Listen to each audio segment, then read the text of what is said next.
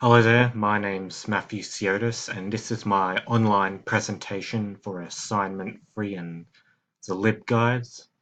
So, because I found a bit of difficulty trying to come up with a client, I decided to go with a case study, as you can see here. So, who my client was the Australian Centre for Design and Creative Arts, who were starting a fashion archive based on a large donation that they'd received, such as textile samples, garments, personal memorabilia, and documents. So, what they wanted me to develop was a set of reference material that would allow the people going through this material that had been donated to them to understand the context of when it was from, both in Australia and its relation to an international context, which would allow the indexes to access information helpful to their cataloging of the actual material. So, to find this material, what I initially did was, as you can see here through the screenshots I took of what I did, I typed in a I initially typed in a basic search to the RMIT University Library search, so simply Australian fashion history.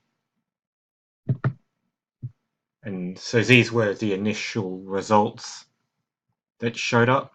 So here's one of the ones that comes up. So the Australian's Women's Weekly Fashion, the first 50 years. So, this is a guide of 50 years worth of material, in fashion. So, it's bound to have something that will be useful to the client. Up next. Yep, a bit further down my results. Now here we have when I narrowed it down to articles. So maybe I could get a bit more info type based information. So here's some of the results that showed up. You can also see I've narrowed it down to history and archives as well. I mean, as you can see, these aren't the most relevant materials, so I believe so after I'd gotten my material from the RMIT library search, I decided to go into something more specific, which, as you can see here, is from the Fashion and Textiles collection. So basically, after looking into the RMIT database, I got taken to here, and I decided to go into the Women's Wear Daily Archive, which was full-color online issues from 1910, so which goes a long way back. And here's the kind of material that covers. So retail business, fashion history, which is relevant to what I'm looking at. All right, so this is what I initially looked at, which is a simple search, of Australian fashion trends. And next up, I decided to go into a more advanced area. So as you can see, there's the Boolean type searching. So I wanted to look at Australian fashion history, and or trends, because they could be a bit, interusable. Go up next. Yeah, I decided to remove trends a bit because it was getting a bit complicated, and then in the end I decided, I one of the ways I ended up searching was simply just typing it into here in advanced search.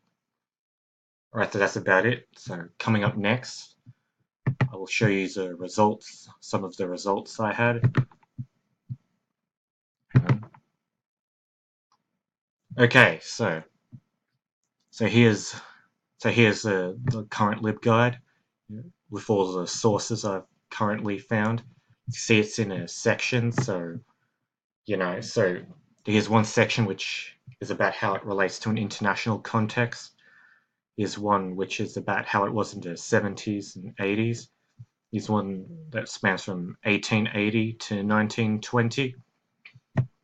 So I'll just give you an example. of one of the sources.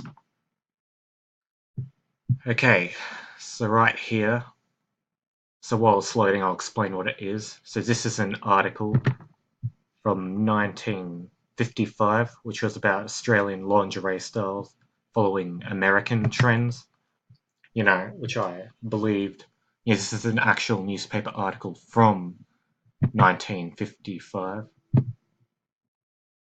Yep, so here they are, some pictures, gives a bit of historical context to Australia. Okay, so I guess on reflection, on looking for this, it wasn't too hard. Like I found what I was looking for.